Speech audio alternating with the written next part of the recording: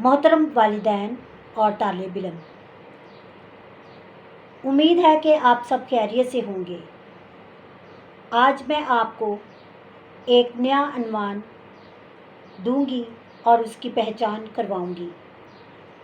ये अनवान है चीज़ों के साथ हरूफ की पहचान। अब मैं आपको इसके बारे में तफसील से बताऊंगी कि असल में हम हरूफ के साथ चीज़ों का इस्तेमाल क्यों करते हैं और क्यों सिखाते हैं। हरूफ तो बच्चे बोल और लिख भी लेते हैं, लेकिन जब पहचान की बात आती है तो इनके लिए मुश्किल पेश आती है और वो पहचान नहीं कर सकते। तो बच्चे, इस की समझ के लिए मैं आज को आपको इन चीज़ों के साथ वाज़िया करूँगी।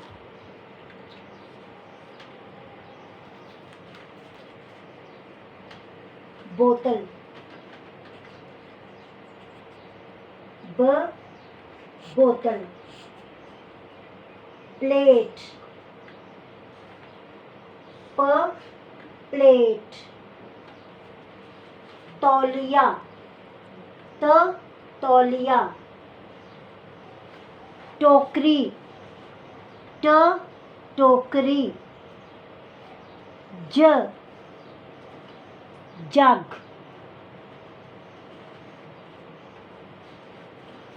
ब बोतल, प प्लेट, त तौलिया, ट टोकरी, जग।